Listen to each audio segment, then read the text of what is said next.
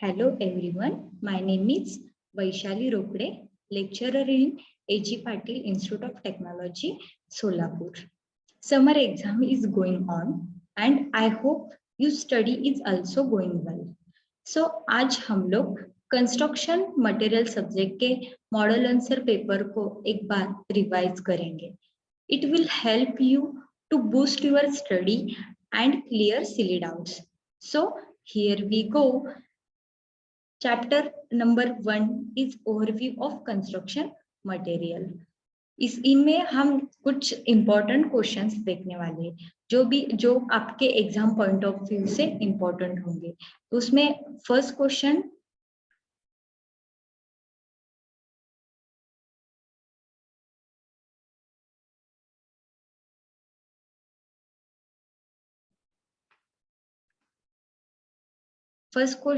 State the role of civil engineering in human life. How to जो civil engineer होता है वो actual human life में कैसे रोल प्ले करता है, ये क्वेश्चन है. तो क्या होता है, the civil engineers plays an important role in human life in the following ways. First क्या होता है, जो सिविल इंजीनियर का मेन रोल क्या है ह्यूमन लाइफ में. तो फर्स्ट है designing and construction of infrastructure. जो हमारे घर, जो भी हमारे इंफ्रास्ट्रक्चर होता है उसका जो डिजाइन और कंस्ट्रक्शन का काम कौन करता है, तो सिविल इंजीनियर करता है. नेक्स्ट होता है इंक्लूड्स रोड, ब्रिजेस, डैम्स. जो भी कोई कनेक्टिविटीज होती है उसको भी कौन बनाता है, तो सिविल इंजीनियर बनाता है. मीन्स ये क्या करता है, इसमें क्या क्या इंक्लूड होता है, रोड, ब्रिजेस, डैम, कैनल्स और buildings, water supply and other any type of facilities. Next, जो भी इलेक्ट्रिसिटी जनरेट होता है, जो भी कोई इलेक्ट्रिसिटी जनरेशन होता है वो कहाँ किया जाता है, तो डैम के यहाँ पे किया जाता है. बट जो डैम कंस्ट्रक्शन का काम कौन करता है, तो सिविल इंजीनियर करता है. तो फिर इसमें भी सिविल इंजीनियर मोस्ट अच्छा वाला रोल प्ले करता है. नेक्स्ट देखो, water supply for drinking, agriculture and waste disposal. In various ways civil engineer plays an important role in human life. जो भी सिविल इंजीनियर होता है, तो फर्स्ट तो क्या होता है, designing and construction of infrastructure. Next क्या होता है, अभी हमें घर तो मिल गया है बट हम डिफरेंट एरियाज को कनेक्ट करेंगे, तो उसमें से क्या आ जाएगा, कनेक्टिविटी आ जाएगा. तो कनेक्टिविटी कहाँ से होता है, roads, railway, bridges and water supply and other type of facilities. और उसके बाद क्या होता है, जब हम घर में रहेंगे तो हमें इलेक्ट्रिसिटी तो जरूर लगेगी ना. तो इलेक्ट्रिसिटी जनरेशन का काम कहाँ पे किया जाता है, डैम को, और उसको कंस्ट्रक्ट कौन करेगा, सिविल इंजीनियर. और नेक्स्ट और लास्ट वन कौन सा है, तो water supply. For purpose of water supply, drinking, agriculture, waste disposal and other many ways, civil engineer plays an important role in human life. Next question is, list any 4 applications of irrigation engineering. जो भी irrigation engineering होता है उसके हम क्या देखने वाले, applications देखने वाले. तो क्या क्या होते हैं, the applications of irrigation engineering are: first, construction of dam, canals, spillways, etc. Next, supplying water for agriculture or drinking purpose. Next, irrigation engineering also deals with various system of irrigation such as sprinkler, drip and water, any other form of water supply system. और last next है ground water storage. जो भी ground water storage होता है, जो भी जहाँ पे हम क्या करते, कंस्ट्रक्टिंग पर्कुलेशन टैंक को जो कंस्ट्रक्ट करते, वो भी किसका एप्लीकेशन है, तो इरिगेशन इंजीनियरिंग का. तो हमें इसको किस तरह से याद रखना है, इरिगेशन मतलब उसमें क्या आएगा, तो फर्स्टली हम इरिगेशन जब हमें याद आता है तो फार्म याद आता है. तो फार्म में हम क्या करते हैं, वाटर को सप्लाई करते हैं. इरिगेशन आ जाएगा तो उसमें मेनली कौन होता है, तो वाटर सप्लाई होता है. वाटर सप्लाई का आएगा तो क्या हम फर्स्ट क्या याद करेंगे, उसको वाटर सप्लाई करने के लिए पहले वाटर को स्टोर करना पड़ता है. तो क्या आ जाएगा, construction of dam, canals, spillways etcetera. Next क्या आएगा, सप्लाइंग वाटर फॉर एग्रीकल्चर और ड्रिंकिंग. नेक्स्ट क्या आ जाएगा, irrigation engineering also deals with various systems of irrigation such as water supply, sprinkler, drip irrigation. And next, जो भी कोई water, ground water storage होता है उसको भी कंस्ट्रक्शन ऑफ पर्कुलेशन टैंक हम क्या उसको प्रोवाइड करते हैं. Next question is, state the role of civil engineering in the field of environmental engineering. जो सिविल इंजीनियर होता है उसका इन्वायरमेंट में क्या काम है, तो इन्वायरमेंट में वो क्या रोल प्ले करता है, ये हमें अभी देखना है। The civil engineer plays an important role in environmental engineering in the following ways. First तो क्या होता है, जो इन्वायरमेंटल इंजीनियरिंग बोले तो फर्स्टली हमें क्या याद आ जाता है, तो सॉइल और लैंड। तो उसमें हम क्या करते हैं, फर्स्ट देखो seasonable use of water, land and air so that environment pollution and degradation is minimise.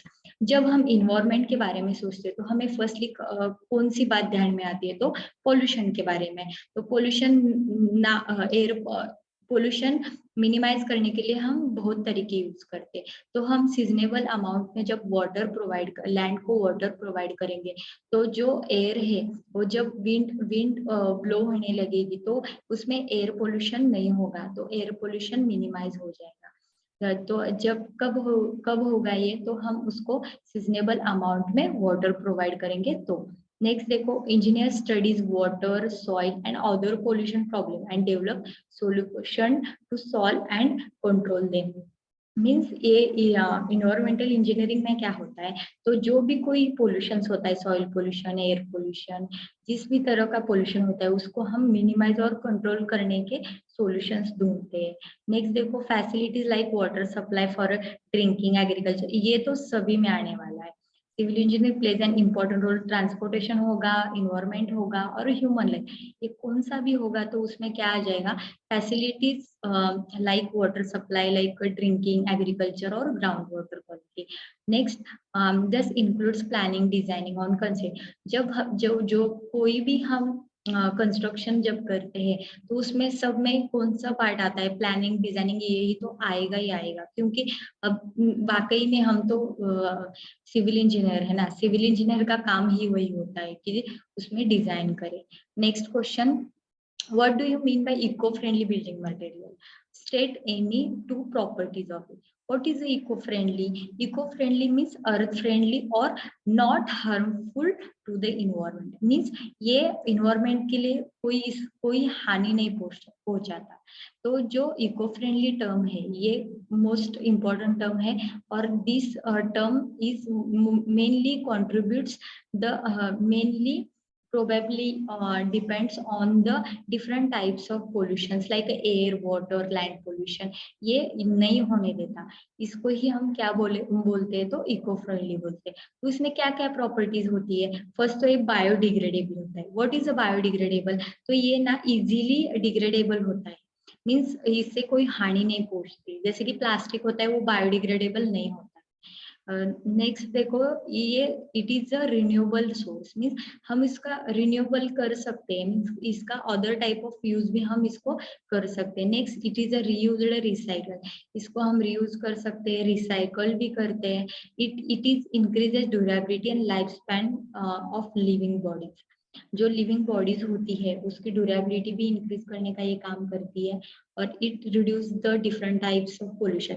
अभी ये रिन्यूएबल होगा, बायोडिग्रेडेबल होगा, तो इससे कोई पोल्यूशन होगा क्या, बिल्कुल इसका कोई पोल्यूशन होने का सवाल ही नहीं होता, क्योंकि उसको हम रीयूज करेंगे तो उससे कोई हार्मफुल गैसेस या उससे कोई हानि नहीं पहुंचती। तो फिर क्या होगा, ये क्या रिड्यूस करेगा, all type of pollution like air pollution, land pollution, water pollution, and it is easily or locally available. तो अभी नेक्स्ट क्वेश्चन देखते हैं। नेक्स्ट क्वेश्चन है, state the materials for a different civil engineer.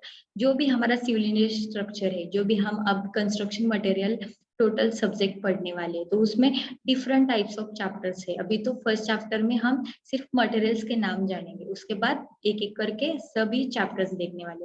तो first natural material, उसमें क्या क्या आता है, stone, sand, timber. Next artificial material, brick, tiles, cement. और जो भी स्पेशल मटेरियल्स होते हैं, फाइबर, बिटुमेन्स। नेक्स्ट है फिनिशिंग मटेरियल। फिनिशिंग मटेरियल तो सबको पता है क्या होता है, पेंट होता है, पीओपी होता है, वॉल क्लैडिंग होता है, एक्सेट्रा। नेक्स्ट रिसाइकल्ड मटेरियल्स कौन कौन से होते हैं, फ्लैश होता है, राइसोस। ये ऐसे क्वेश्चंस ना 2 मार्क्स के लिए आ सकते हैं। तो इसका जितने मार्क्स के लिए आपको क्वेश्चन है उसी के हिसाब से आपको आंसर लिखना है।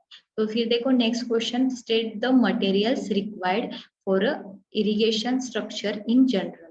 तो कौन कौन से मटेरियल्स हम मेनली यूज करते हैं, कौन सा भी स्ट्रक्चर हो, कौन कौन से मटेरियल होते हैं, सीमेंट सैंड एग्रीगेट, ये तो सभी में आते हैं मोस्ट ऑफ। तो कोई भी कंस्ट्रक्शन का काम होगा तो उसमें कौन कौन से मटेरियल आते हैं, सीमेंट सैंड और एग्रीगेट आता है। तो अब उसमें उसके बाद क्या, ब्रिक आता है, सॉइल आता है, और क्या, टाइल, स्टोन एक्सेट्रा।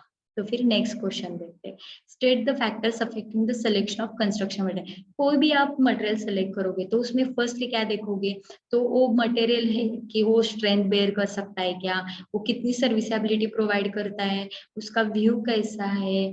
इतना सब देखने के बाद आप ये देखोगे कि ये इकोनॉमिकल है क्या। एक्चुअल में इकोनॉमिकल नहीं होगा तो आप उसको नहीं खरीदोगे ना। तो फिर फर्स्ट क्या, prescribe the load. What is a prescribed load? It is a design load which can be taken by the construction material. The material should be sufficient strength to carry the prescribe load. Means आपकी building का कोई भी load आएगा तो वो material अच्छी तरह से क्या करना चाहिए, उसको बेयर करना चाहिए। Next, what is serviceability?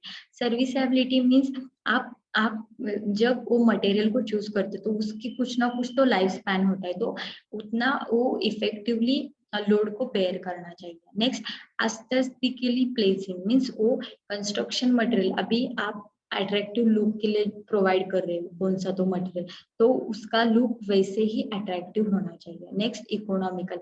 At the and आप सब किसके बारे में सोचते हो, तो कॉस्ट के बारे में सोचोगे।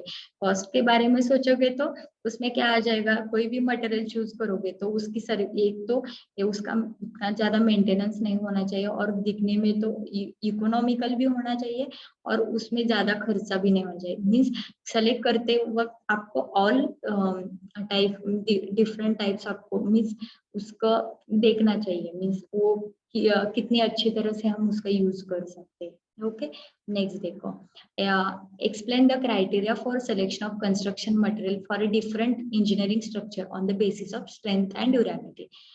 क्या बोला है, तो स्ट्रेंथ और ड्यूरेबिलिटी के हिसाब से हमको क्या करना है, तो मटेरियल को सिलेक्ट करना है। तो उसमें आप क्या देखोगे, the material must be selected for their ability to support the loads impose by the building over the whole life of a building. Means उसके जो वो बिल्डिंग मटेरियल जो लोड बेयर करेगा, तो पूरे लाइफ जो बिल्डिंग का लाइफ स्पैन होता है उसमें पूरे के पूरे टाइम वो उसको बेयर करना चाहिए। And appropriate structural system and correct selection structure materials, and the it increases building adaptively use means हम उसको अच्छी तरह से उसको हमें यूज भी करना चाहिए, और ये इजीली सस्टेनेबल भी होना चाहिए, हाईली ड्यूरेबल मटेरियल होना चाहिए, and may provide most sustainable solution and if it reduce the maintenance. सबसे इम्पोर्टेंट पार्ट होता है घर का मेंटेनेंस। तो मेंटेनेंस कम होने के लिए हमें, जब हम मटेरियल को सेलेक्ट करेंगे तो उसमें कौन सी प्रॉपर्टी सबसे ज्यादा अच्छी होनी चाहिए, स्ट्रेंथ और durability. What is the strength, to bear the loads, and what is the durability, it resists the different types of adverse effect like rain, water, snow effects. Okay, आप ऐसे जो क्वेश्चंस होते हैं ना, एक बार आपको क्वेश्चन समझ में आया तो आप उसमें लिख सकते हो। नेक्स्ट क्वेश्चन है, ये क्वेश्चन आई थिंक रिपीट है, तो नेक्स्ट देखते हैं, state the role of civil engineering in the field of transportation engineering. Means transportation engineering में सिविल इंजीनियरिंग कैसे रोल प्ले करता है, तो सिंपल है ना। तो role of civil engineering in the transportation engineering are, तो फर्स्ट क्या होता है, जब हम ट्रांसपोर्टेशन बोले तो हमें सबसे पहले क्या याद आता है, to construct the road, railway, bridges and different types of connectivities. तो ये कनेक्टिविटी प्रोवाइड करेगा तो ये मस्ट फर्स्ट क्या देखेगा, उसकी सेफ्टी देखेगा। तो to maintain safety and adequacy and economic, it means the transport for the need of society. Means हर एक के लिए ट्रांसपोर्टेशन लगता ही। नेक्स्ट देखो, civil engineer work to move people, goods and material safely and efficiently from one place to another. What is a transport, transportation मतलब यही है ना, क्या करते हैं हम वन प्लेस से अनदर प्लेस को मूव करते हैं। नेक्स्ट देखो, सिविल इंजीनियर, इसमें सिविल इंजीनियर का क्या रोल है, तो जो भी कोई रोड्स, रेलवे, ब्रिजेस बनाता है तो उसमें सबसे पहले क्या लगता है आपको, डिजाइन प्लानिंग लगता है, डिजाइन लगता है, उसके बाद आप कंस्ट्रक्शन करोगे और maintenance the different types of transportation facilities like airport, railway, highway और different types of dock and harbours. ये सभी जो है तो वो क्या है, जो ट्रांसपोर्टेशन के पार्ट्स है। ठीक है। Civil engineer also involve the construction of bridges, tunnels et cetera. Next question देखते हैं। तो फिर ये इतने ही क्वेश्चंस थे हमारे जो फर्स्ट चैप्टर के लिए इम्पोर्टेंट है। आई होप आप सब ने ये लेक्चर एंजॉय किया होगा और आपके एग्जाम के लिए भी ये उतना ज्यादा इम्पोर्टेंट रहेगा। ओके, तो मिलते हैं नेक्स्ट चैप्टर के लिए, natural construction material. Thank you.